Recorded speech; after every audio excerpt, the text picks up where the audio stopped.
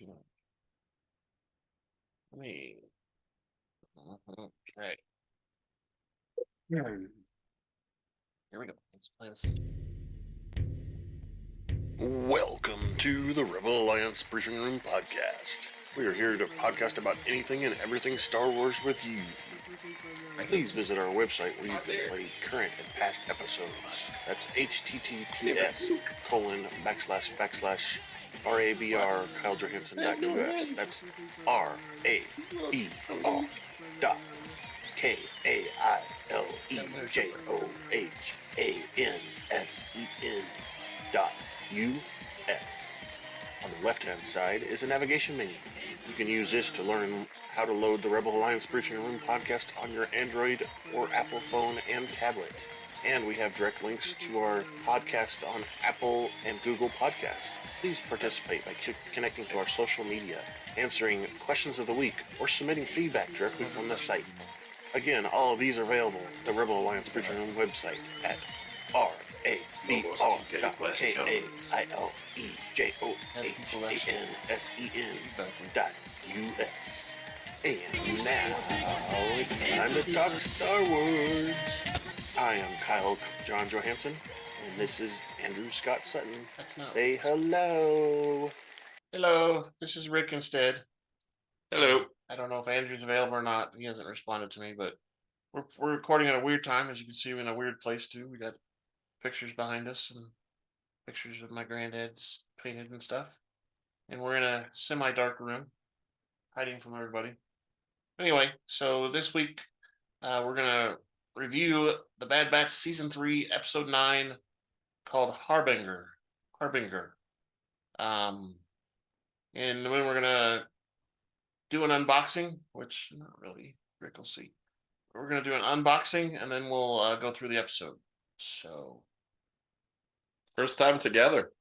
Right. Same spot. We're in the same room. It's a guinea pig attempt, but it's working. Yeah, I'm a little close to the camera, but that's okay. Yeah, it's all right. Rick doesn't need to be in the spotlight. No, he doesn't like it. No.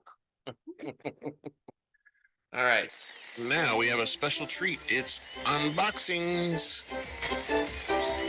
Oh, yeah. Yeah. Here we go. Yeah. All right. So here's our box. My stabby tool. Just kidding. April Fools, huh?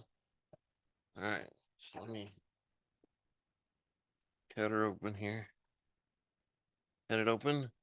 Let's slowly open it. Ooh, what is that? That looks different. All right, let's get rid of the box.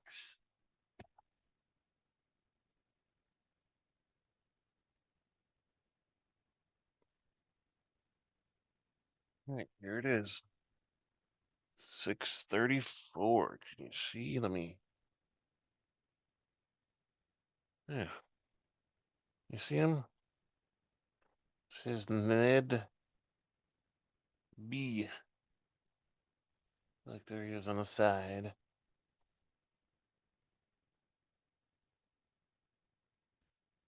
You can see the number 634.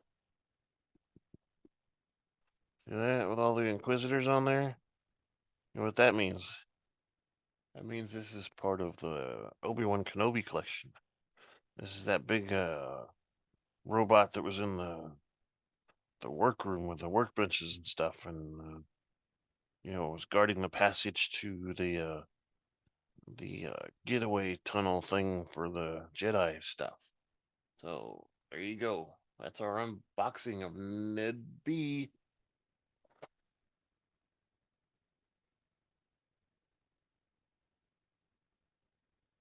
That was an awesome unboxing. That was just so cool. It was pretty cool. Let's see. A cool one. I'm gonna do a spoiler alert now.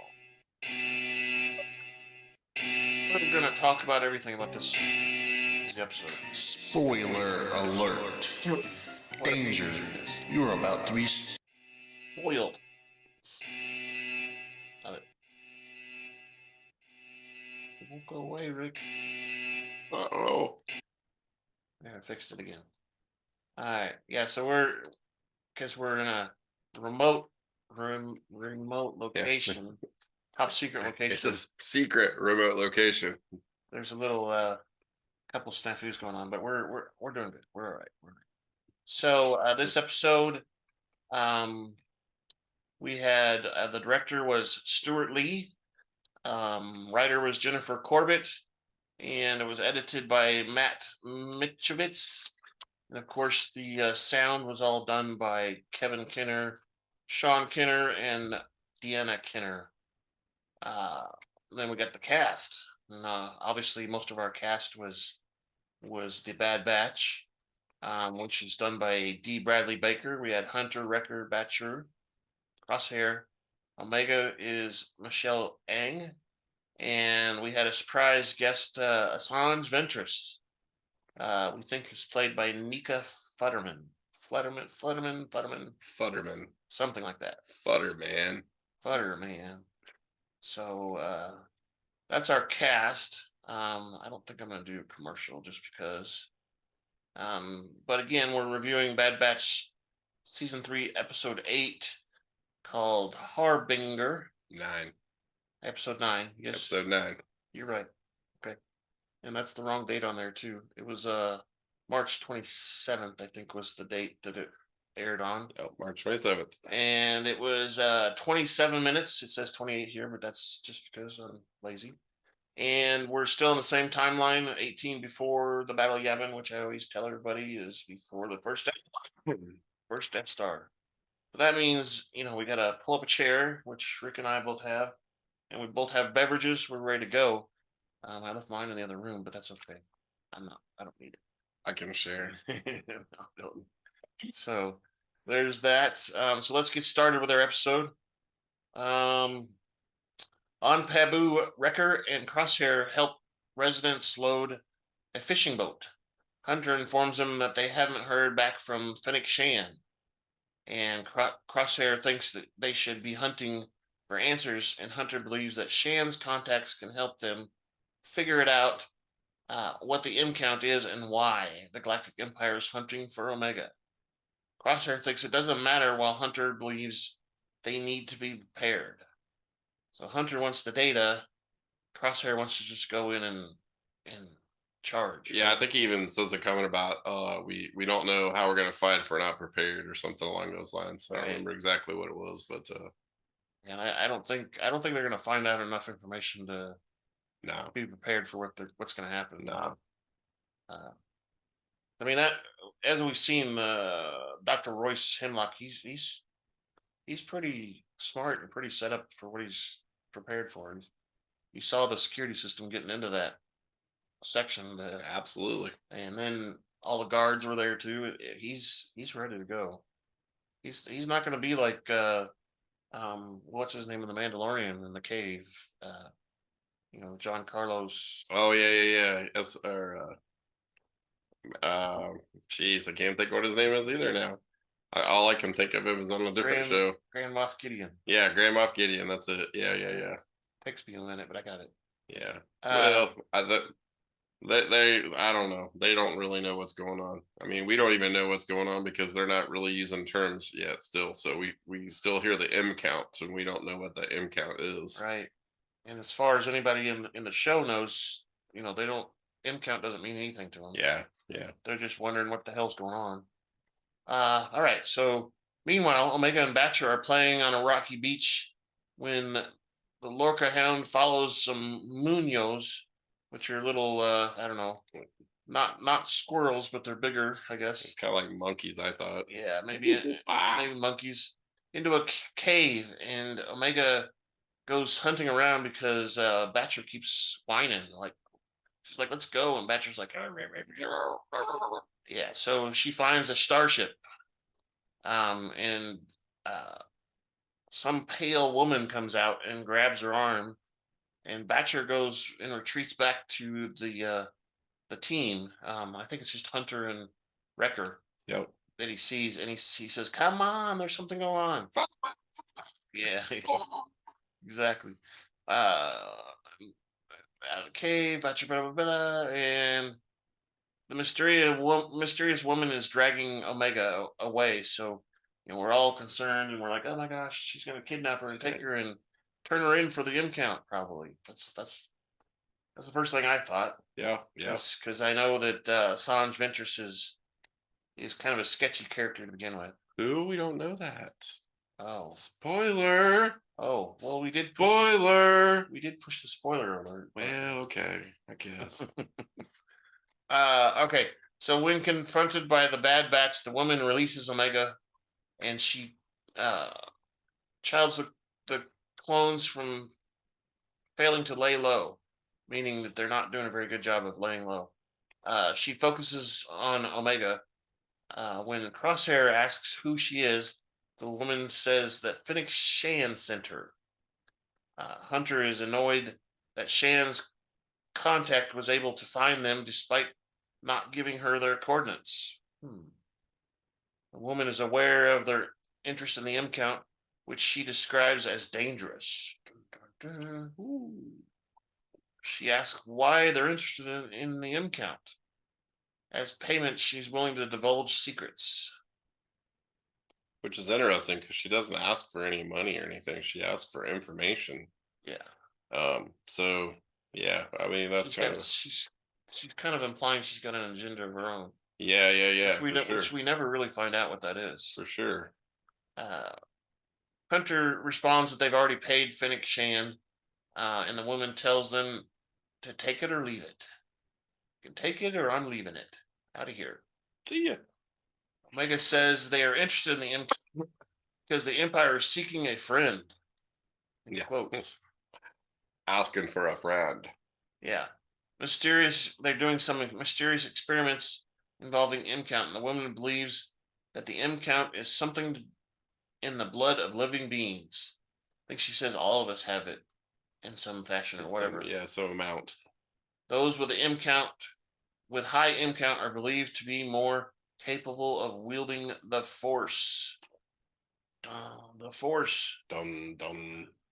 And this, I mean, we've seen Force people in this show, but never one of our Batchers, one of the clones. And that's obviously what they've been hinting at for a long time. But Hunter asks if this is connected to the Jedi, because most of the Jedi are the Force. As a Force, yeah. And Omega says that asks if Assajj is a Jedi, and the woman replies that her blood does not make her a Jedi, but rather training does.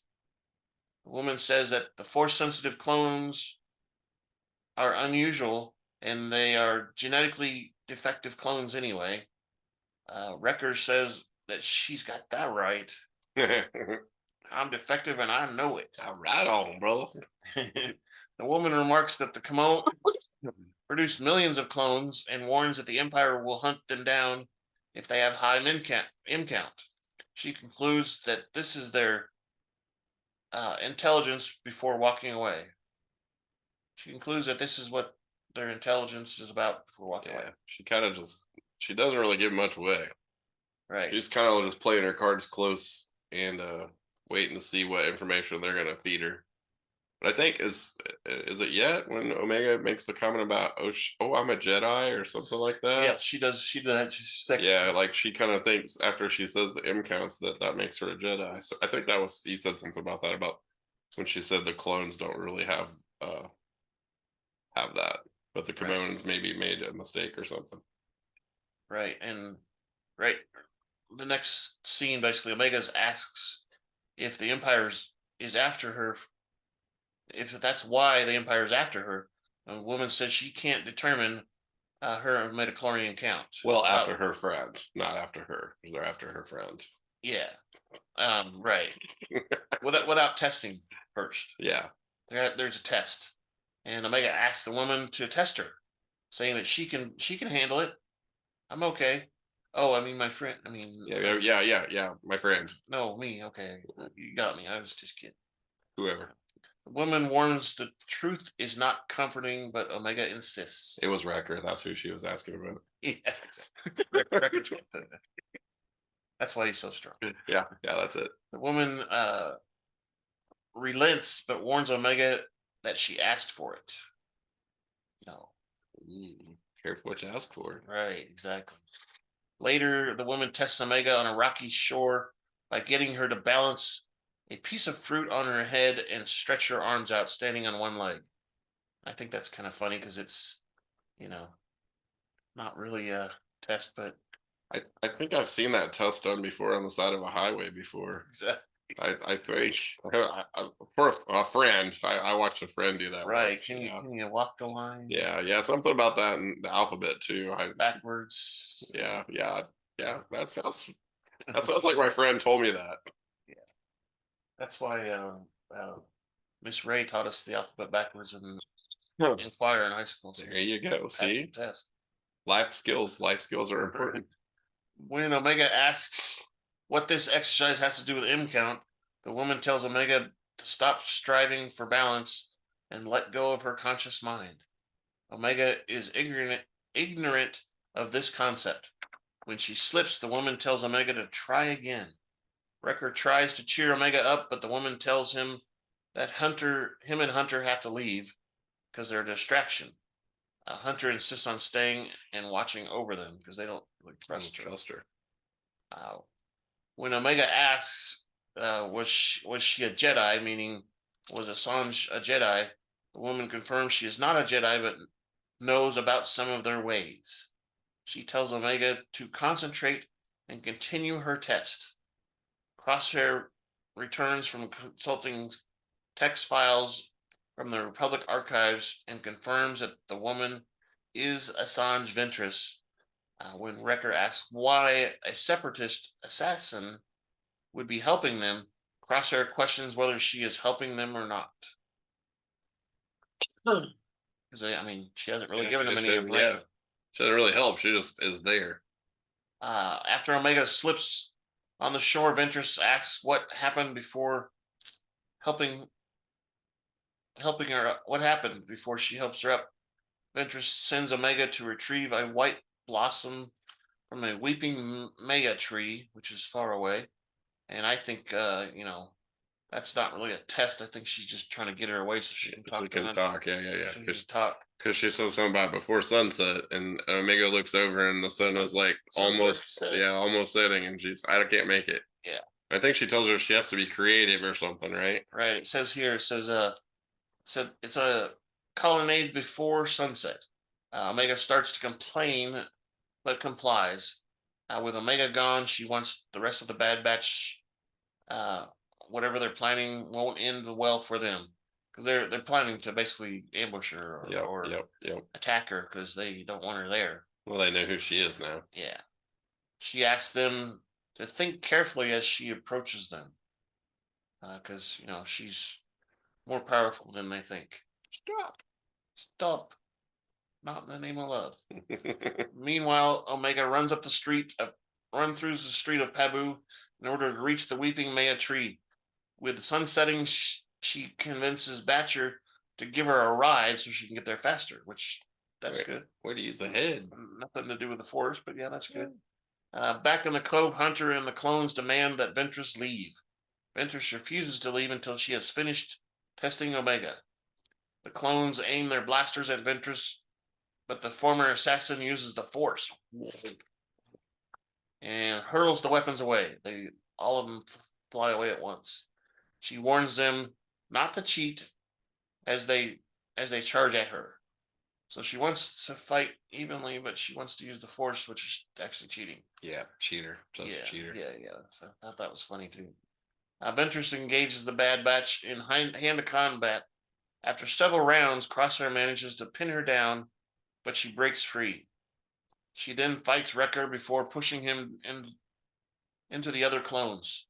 Following the fight, she asks Hunter and Wrecker if they have had enough. When Wrecker asks what she intends to do with Omega, Ventress suggests she could take Omega. While Ventress is distracted, Crosshair retrieves their firearms and returns them to his brothers. Ventress suggests she could take Omega. Yeah, I don't know if I caught that part. Yeah. She suggests. She says, basically, she's not really it's not in her best interest to stay with the Bad Batch, and she could take her and like train her. I don't know that she says that, but that's what she implies, that she should go with her, and she'd Yeah. be safer, and she would get like what she needed. Right. And they wouldn't, they're trying to build an oasis there in that island. Yeah, trying to build a home. That is their home, like right now. I would Yeah. say, like, They kept on telling all the other clones that they could come come be there and be safe. yeah. So Ventress asks the Bad Batch to stand down, but Hunter replies that they don't follow orders. Yeah, they don't follow orders very well. Not us. We don't do that. With Batcher's help, Omega reaches the Maya tree and retrieves a white blossom before sunset. The Bad Batch shoots at Ventress, but she uses a yellow lightsaber. She pulls out her lightsaber finally and deflects the bolts. Ventress says they don't intend to kill them. She doesn't intend to kill them, but they are tempting her. They're starting to piss her off. Yep. Wrecker responds defiantly and she charges at them. Which I thought was interesting. Her lightsaber was yellow. I mean, we all know that like the different colors have different meanings, but hers was yellow. Right, and yellow I think is more of an in between color. Yeah. Meaning she's so there's a specific color also for what the ones that do dark and light. The gray force people is what they call them, and I think that's what she's kind of become. Yeah, is a gray force wielder. She doesn't. She's not a Sith and she's not a Jedi, but she still does the Force. She still believes in the practices. Yeah. She just doesn't believe like the Jedi believe or believe like the Sith believe. Yeah, she's using the Force to her advantage, and kind of her advantage necessarily. As she helps people out, she does, and she doesn't. She's not using it to destroy, I think, anymore. Right. When Omega and Batcher return, they find Ventress Force choking Wrecker. Yeah. Wrecker's off the floor, like really high. He's like, okay, that's enough. When Omega asks what's going on, Hunter tells her that Ventress is a war criminal. Ventress responds that times have changed for both of them. Because they used to fight for the Empire too. When Hunter disagrees that they are the same, Ventress replies that they are both pawns who lost in the Clone Wars. She warns them that the Empire is more dangerous than they can fathom, and she tells them that she is not their enemy before walking away. Later that night, Hunter tells Omega that Ventress cannot be trusted due to her actions during the Clone Wars, and Omega disagrees and says that Ventress did not kill them when she could have had a chance. Wrecker disagrees and says that the clones were warming up to her. Yeah, they were just warming up. They're getting warmed up. Yeah, they had it right where they wanted. As he's like, they're not. They weren't done fighting. Yeah, he was getting choked out. He's choked 3 feet in the air, but he had it right where he wanted her, right in the palm of his hand. Exactly. Yeah. Yeah. And Omega says she doesn't know about the Clone Wars because she was all holed up on Kamino. Crosshair thinks Omega is naive, which she is, and we've seen that throughout the whole series that she's naive about everything. Well, she hasn't had the exposure and the experiences that they've had because she's been on Kamino and places, where she was sheltered and protected. Yeah, and I'm starting to wonder if she doesn't have the growth hormone in her either, because she seems to be growing up slowly. True. And actually going through the teenage years or whatever. Like what? She's like 8 or 9 years old now. Yeah. Those terrible years. Crosshair thinks Omega is naive, and Omega counters that she never gave up on him when he was going through troubles. She urges the men to give Ventress a chance. Please. I won't sleep on the Marauder anymore if you don't give her a chance. Homes for the gents. Homes. The following day, Omega and Batcher find Ventress by the pier. Ventress is surprised that Omega returned, given what the other clones told her about her. Omega is aware of Ventress's actions during the Clone Wars, but compliments her by staying around.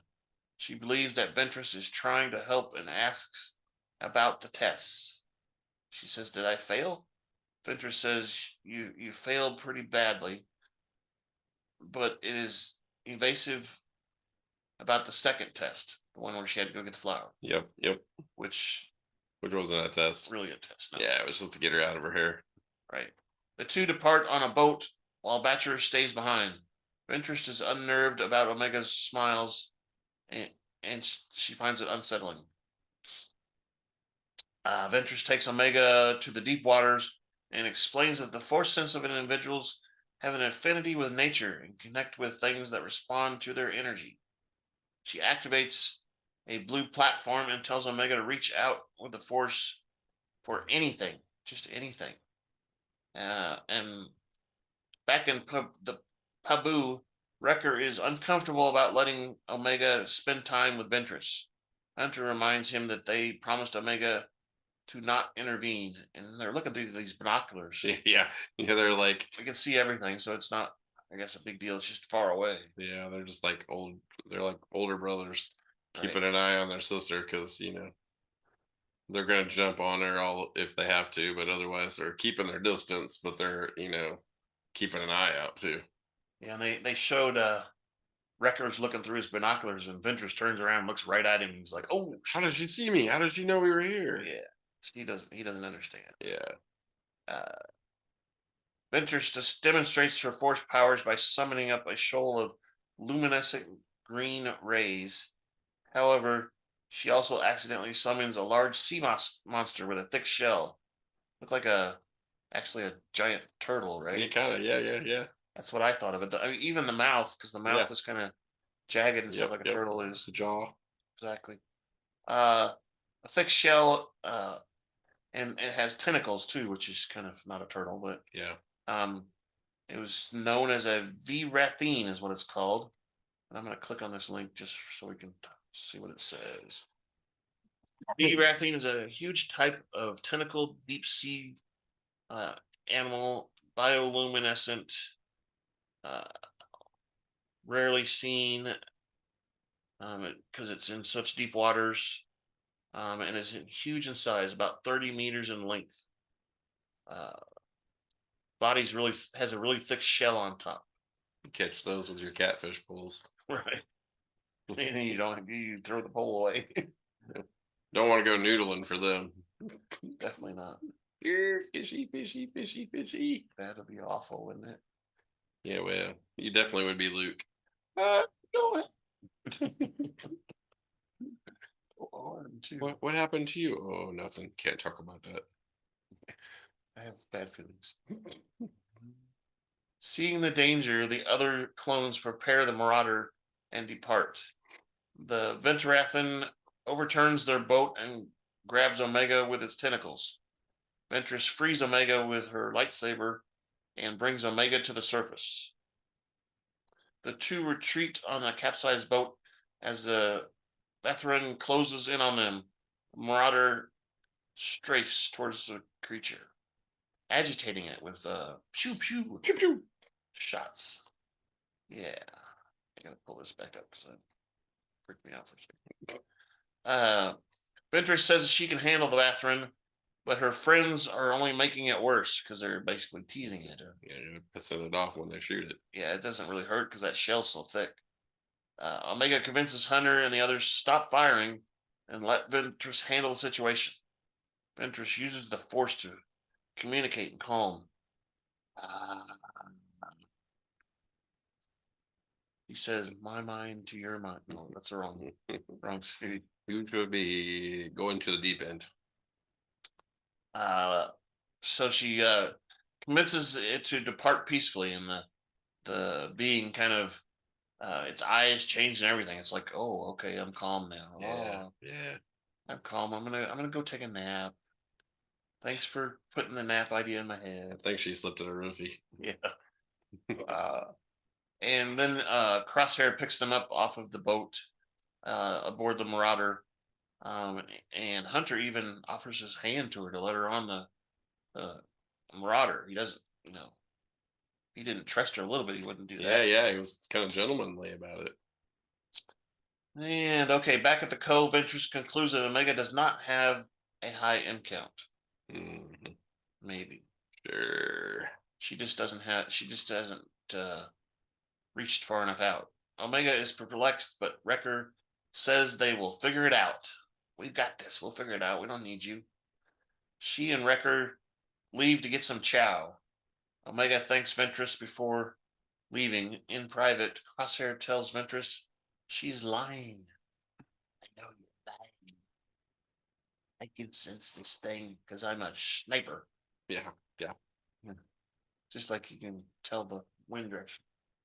Ventress says that if Omega has a high potential, she would have been trained already. But why would she be trained when she's, She's never had an opportunity to be trained. yeah, she was stuck on Camino, so there would, yeah, and they didn't train they trained her how to fight war, but they didn't train her how to use the Force. Yeah. And I think mostly because that was a secret. I think that what they did to Omega to give her an M count was kind of an experiment that was a top secret experiment that nobody knew about. Yeah. Well, it was probably the help me out here. The Camino and Doctor, her friend. Nalase. Yeah, Nalase. Couldn't think of. I knew it started with an N. Nalase Nalase had knowledge of it, and that was probably about it. because if you remember in the previous season, the one where they went under the water in the tubes and stuff, Mm-hmm. the tube connected to Nalase's secret lab, Mm-hmm. where she spent most of her time. Well, and she also got rid of all of her blood samples too. Right. Once she found out that she was being drawn, she was getting rid of all those too. I couldn't understand why Omega didn't catch on to that at all. She's like, "Why are you doing that?" But she didn't catch on that there was a reason. But she wouldn't need to know. She's still a kid. She's not thinking about anything. Right. Nalase Anything like just told her that, it's for her best interest or Yeah. keep her safe or whatever. She's naive still. I mean, that's just showing the naivety of her.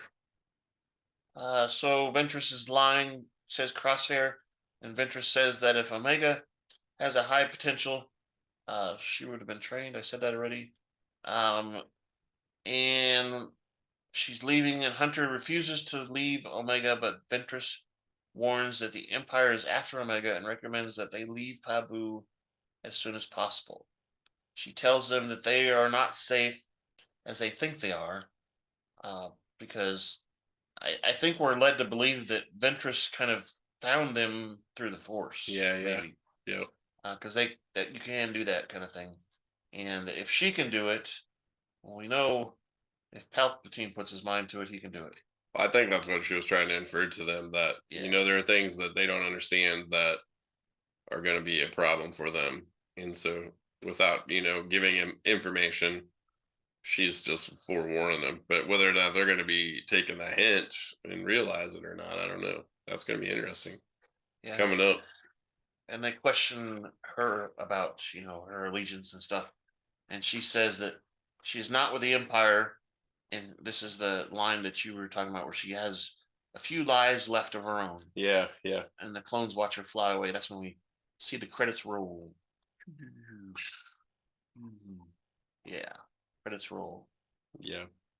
So no, that was a pretty good episode. I think there was kind of not necessarily eventful, but it tied some things together for some people that are making some connections. Now, does it create some other questions?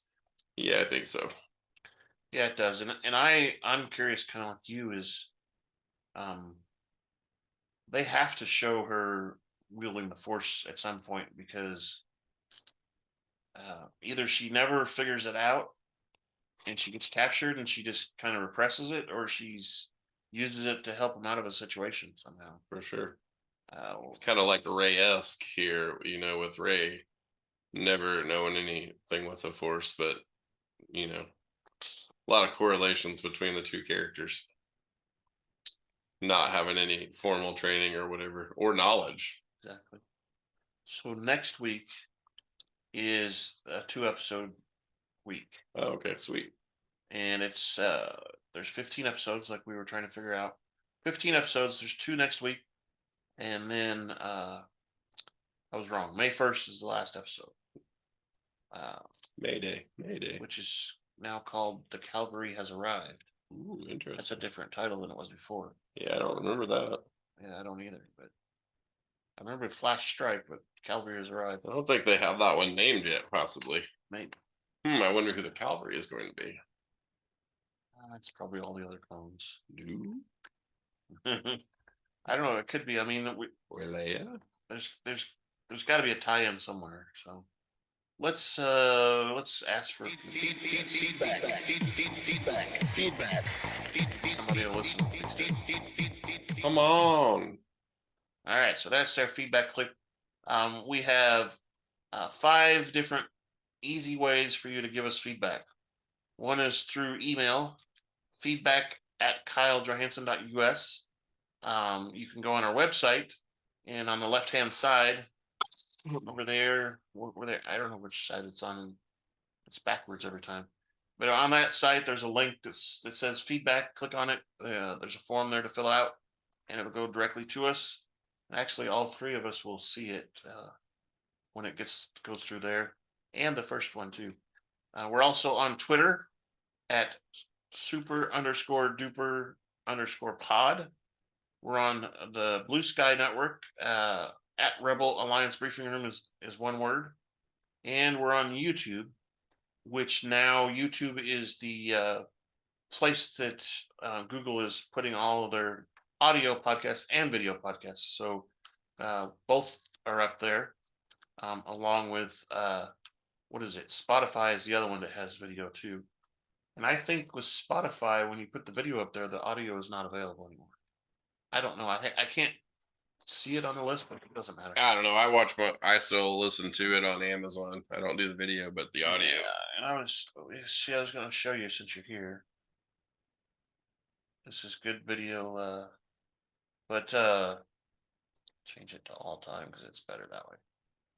But you saw it was 0. Oh yeah. So there's nothing recent.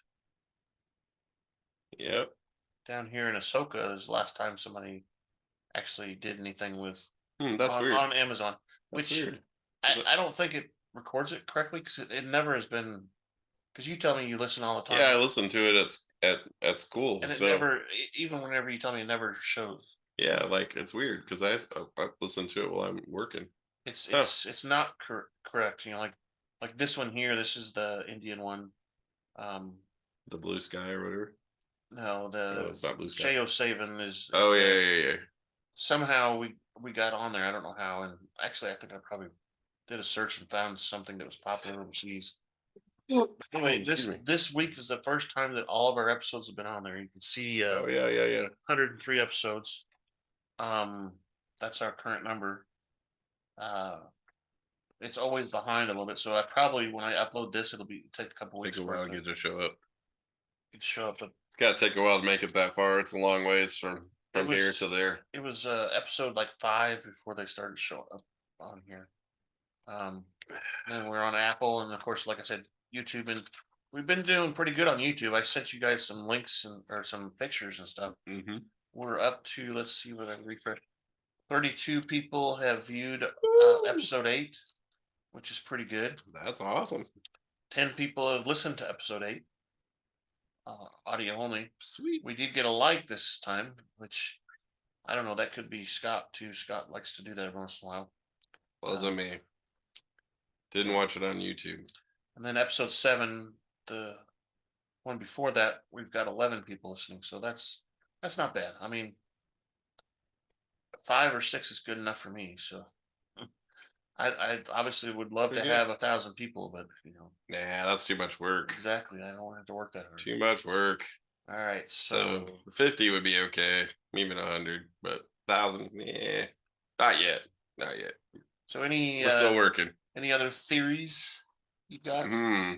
Theories. They keep changing every time because we get new information. We get new characters. Right. So I don't know. I'm kind of anxious to see the Ventress and Fennec connection. So, I mean, obviously, Fennec said she was going to talk to one of her bounty hunters. So we know that Ventress now is kind of doing the bounty hunting gig. Well, yeah, and I was going to bring that up. I was going to bring that up. So, one of your questions about episode 8 was who was Fennec talking to at the end of the episode? Yeah. And I pretty sure it was Ventress. So, well, it would make sense, or a mutual connection that they I share. went back and actually listened to it again after I watched the episode, and I was like, she didn't speak. It was just Finnick that spoke. Yeah. But the way she said it kind of led me to believe that that's why Tony or whatever. Ventress showed up. Assajj Ventress showed up. Well, it's kind of interesting that we're seeing, I guess we're getting a little bit of the backstory of all of these people who were the bad, fighting for the Empire, coming to the realization that the Empire is actually the bad, Right. and now they're like having to make not necessarily amends, but they're changing their way of thinking, Right. and Well, 'cause so they all got kind of brainwashed. yeah, and it's given us a little bit of the backstory to that part where before, I mean, if you were totally into it, you got it, you knew it or whatever, but like me, who was not really necessarily diehard into it, had a lot of questions about why things are happening and Well, why characters were the way they were. Now it's kind of explaining it a little bit. yeah, and I can see that too, a lot with because in the Clone Wars and then the prequels, we see Palpatine kind of doing his thing or whatever, but he's got everybody else fooled, right? Yeah. He's only got a few people that are questioning what's going on with him. Even the Jedi are fooled. Yeah, Right? for sure. So until the reveal of Darth Vader is when the Jedi basically suspect him. Mm-hmm.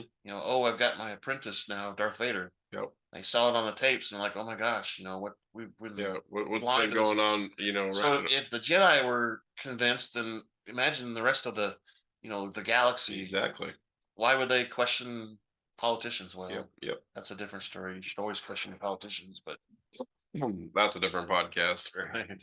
We don't have that podcast. Yeah, we don't have that time for that podcast at all. But all right. No feedback on that. Okay. I think personally myself that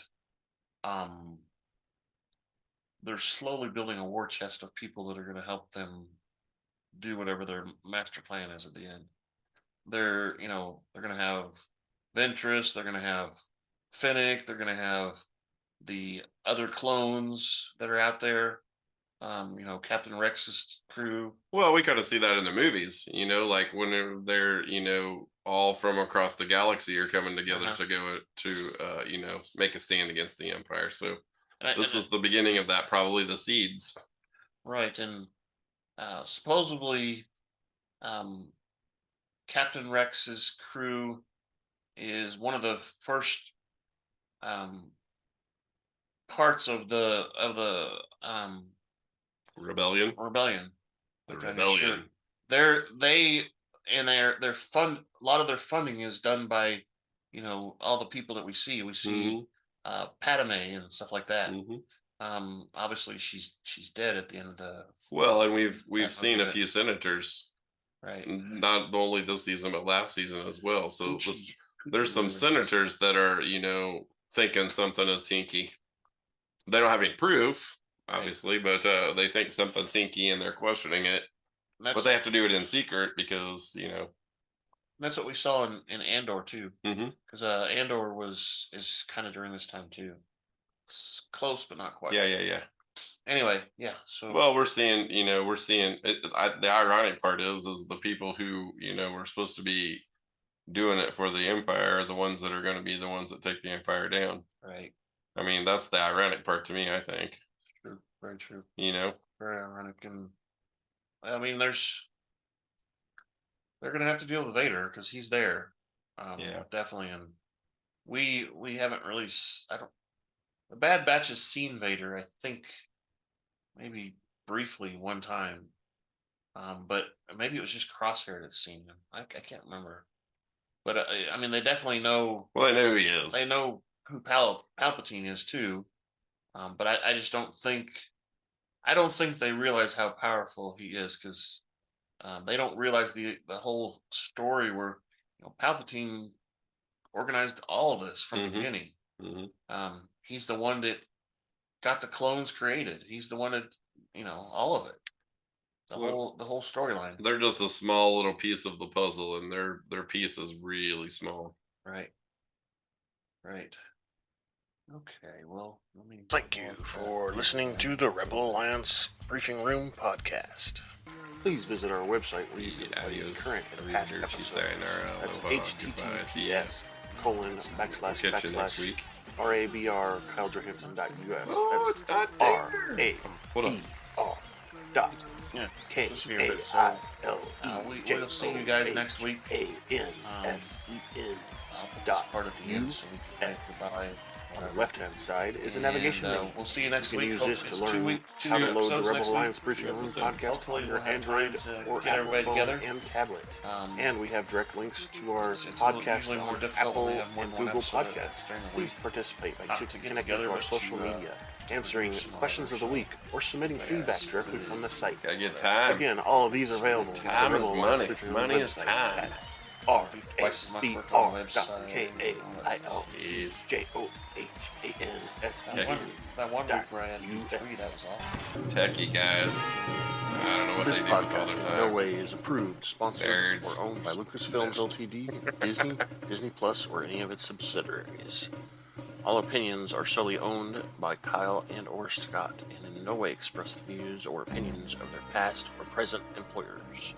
Views and opinions are not supported or restricted by Lucasfilms Ltd., Disney, Disney Plus, or any of its subsidiaries. Any rebroadcast, reproduction, or any or other use of this podcast and its affiliate sites without consent of Super Duper Podcast Network and its host is prohibited. I am Kyle John Johansson, and this is Andrew Scott Sutton. Say goodbye now.